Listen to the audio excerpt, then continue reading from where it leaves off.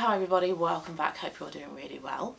So today's video, the topic is quite a popular one here at the moment on YouTube. It's one that I had planned to film anyway and somebody did comment requesting it. So this is going to be all about the makeup items that I would buy, that I would start my collection with from scratch if I was to lose all of my makeup products. So I have 10 items that I'm going to talk about. It wasn't my intention to include 10 items, but it just so happens that I did end up with a nice round 10 items. And I've really kind of thought hard about these items, and I wanted to make this really realistic in terms of the budget. So I have tried to keep the 10 items under £100. So because of that, I do have some items that I have used before that I really love, but also to try to keep costs down, I have gone for cheaper alternatives of products that I like as well. So some of the products I'm going to talk about I currently own, I've used before, and then there are going to be some products that I haven't tried before. And what I have done as well is that today's makeup is incorporating some of the products, not necessarily the exact products, some of them are the exact products, but also just trying to make sure that today's makeup just sort of includes all of the products that I'm going to be talking about. Okay, so first up is base products, and I'm not going to include a primer. I have kind of become a regular wearer of primer. I never really used to see the point of primer, I didn't feel like it really did anything, but now I really do enjoy primer. However, to keep costs down, I feel like I could get away in the meantime just using a moisturiser, a really hydrating moisturiser like the Elise one. That one is quite often used as a primer, so I feel I can get away with not having a primer. If I was to start from scratch, I would just use my moisturiser. So going then straight in with a foundation, and this is one that I currently own. It's the one that I've got on at the moment, and it is the L'Oreal True Match Nude Plumping Tinted Serum, and I love this. This is the foundation that I want to keep reaching for. So this is currently in my Shop My Stash, but I own 3 other foundations, and what I'm doing at the moment is I'm rotating each one into each new month's project pan. So this is actually a sort of like a tinted moisturiser, a tinted serum. The other 3 foundations I own are proper foundations. I love all of them. I've got the Yves Saint Laurent Touche Eclat foundation, NARS Sheer Glow and Giorgio Armani Luminous Silk. However, as I'm getting older, I think I'm starting to realise that I need something that is much more lightweight. Now those 3 aren't heavy foundations by any means, they're all sort of like light to medium foundations, and they're all beautiful. I do love all 3 of them, so I don't want you guys to get the wrong idea that they're not very nice foundations. But this is the one that I just want to keep using because it is just so beautiful. It doesn't look heavy at all. It provides a bit of coverage but still makes my skin look like skin, so it's a very natural finish, and it's so hydrating as well. It's got 1% pure hyaluronic acid in it, and it's just a pleasure to use as well. So this is one that I would definitely repurchase, and I think once I've used up my other 3 foundations, I would stick to sort of tinted moisturisers like this. So this was a no-brainer. This is definitely the first product that I would go out and buy and start my collection from scratch with. And in terms of cost, this one comes in at £13.99. So next would be a concealer, and this is going to be one that I haven't tried before, and I did do a little bit of kind of research about this one, a really good drugstore concealer to go for. I was actually looking for a colour corrector because as part of my everyday makeup routine I do use a colour corrector.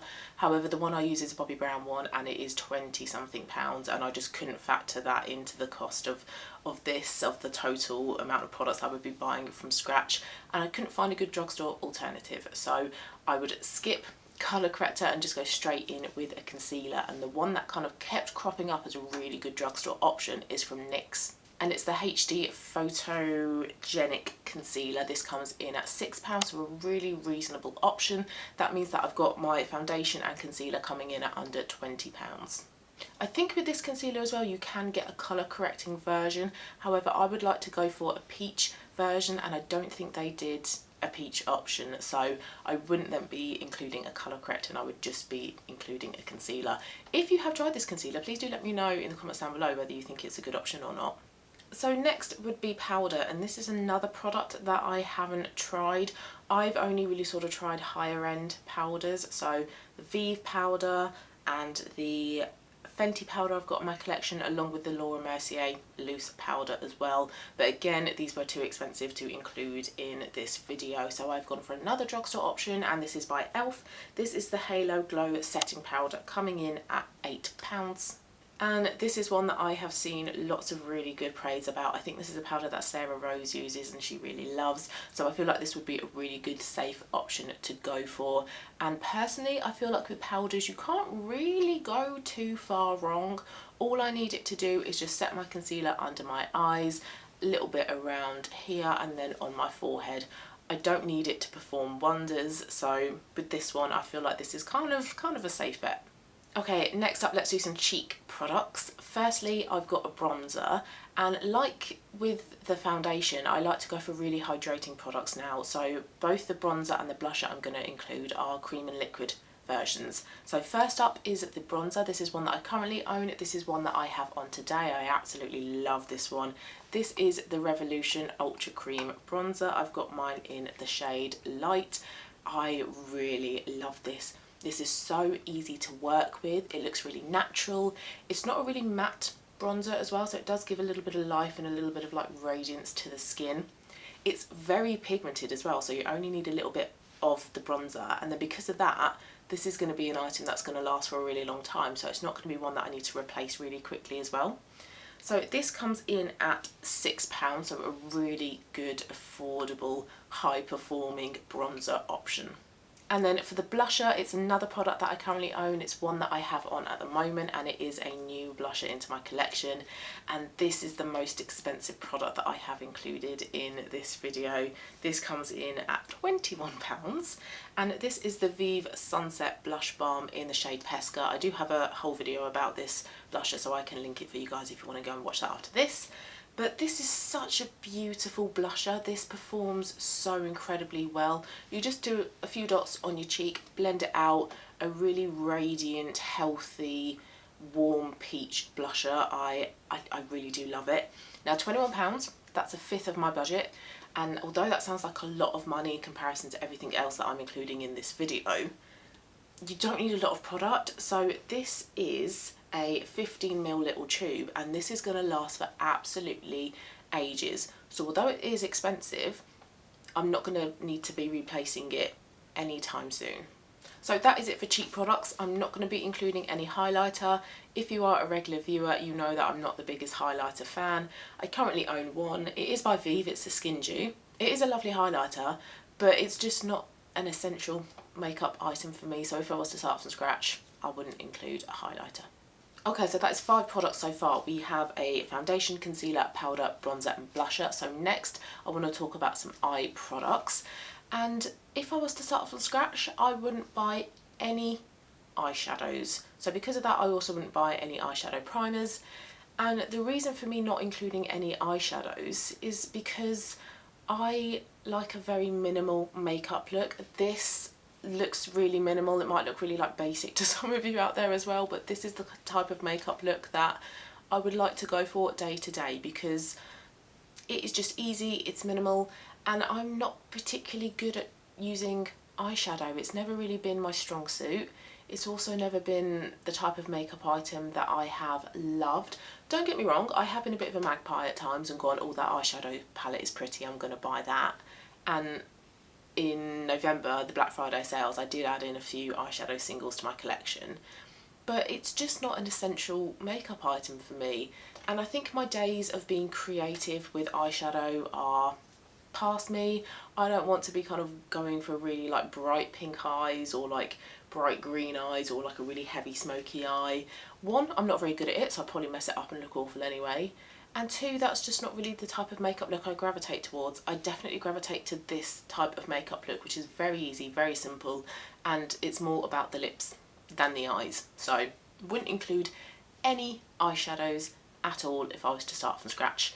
And then wouldn't include any eyeshadow primers, and I also wouldn't include any eyeliners.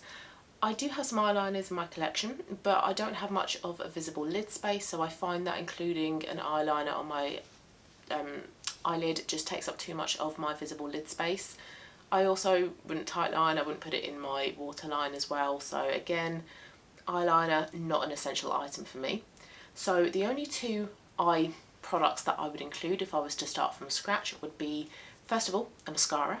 And this is the mascara I currently have on. It is a tubing mascara and I got mine from Amazon. So I had a little look on Amazon and saw how much it's currently going for. And it was going for £4.14, so a bargain of a mascara. And this is the Maybelline Snapscara tubing mascara. I love a tubing mascara because it's not going to smudge, it's not going to flake, you're not going to get like panda eyes underneath your eyes. It stays put.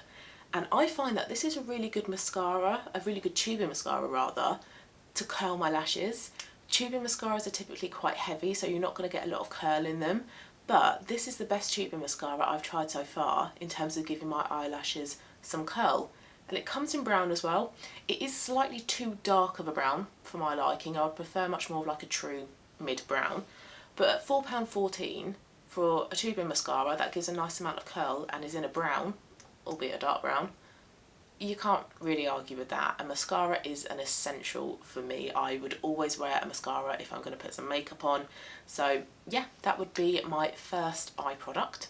And then my next one would be a tinted eyebrow gel. I currently don't own a tinted eyebrow gel. How I do my brows at the moment is a clear eyebrow gel and then a bit of a pencil. But I find that I don't really need two eyebrow products to do my eyebrows. Once I've used up all of my eyebrow pencils, I've only got two, I would just stick with the tinted brow gel. And this is another recommendation from Sarah Rose, and this is the NYX Thick It Stick It, and this comes in at £9.35. So this would be the first tinted eyebrow gel that I would try. I'd see how I get on with that.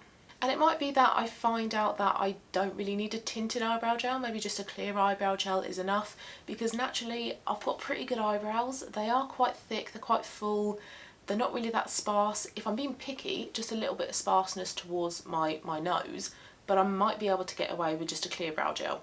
But for now, for starting this theme, starting my makeup collection from scratch, I would try a tinted brow gel. So yeah, I would try the NYX Thick It Stick It at £9.35. Okay, let's do some lip products next, and the two lip products I'm going to mention, I have both of them on today. I am a lipstick fiend. I absolutely love lipstick.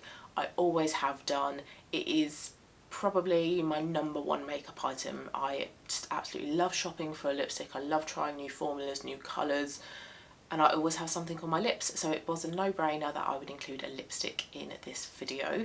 And both of my lip products, my lipstick and my lip liner, come from House of Colour, and that's because if you know your House of Colour season, they offer makeup suggestions and colours for your season.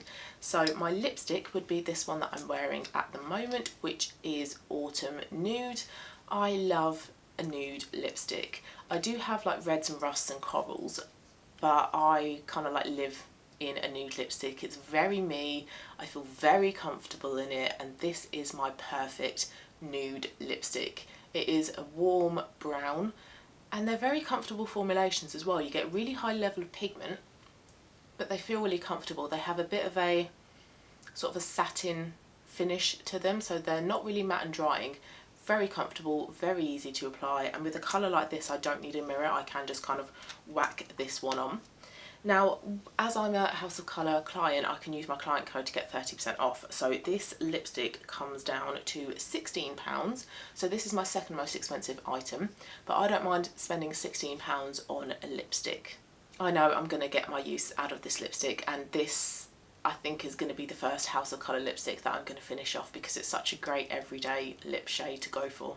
And then the lip liner I would use is also what I have on today, and this is Maple, also by House of Colour. Also get 30% off this, so this comes down to £7.65. And yes, you can get away with not using a lip liner. You can just take a lip brush and use your lipstick as a lip liner. But because I'm not including any sort of like eyeshadows, nothing colourful at all on my eyes, I wanted to include both a lipstick and a lip liner. Because the lipstick is really the only sort of part of this makeup look where there's a load of colour involved, I want my lips to be neat and tidy and crisp, so I would use a lip liner. And I use a lip liner every time I wear a lipstick anyway, so the two go hand in hand for me, so I wouldn't really wear one without the other. And then the last item I would include would be a setting spray, and this is going to be another setting spray that I haven't tried. This is by e.l.f. and this is the Mist and Set Clear Spray, coming in at £6. This is meant to be a really good drugstore option. I've only tried the Urban Decay All Nighter, which is brilliant, and the Charlotte Tilbury Airbrush setting spray, something along those lines. That one's really good as well. But again, because of cost, because of trying to keep all of these products under £100, I couldn't really include either one of them. So I've gone for a drugstore option, and I've included a setting spray because I've got because I've got cream cheek products. How I would usually wear a cream bronzer and a cream blusher is that I would go over the top with a powder version. But again, I couldn't really include a powder bronzer and a powder blusher in this video because it just means the overall cost would really shoot up. So I would need to set my cheeks somehow, so I would include a setting spray for that purpose. So those are my 10 products. In total, I have managed to get this under £100.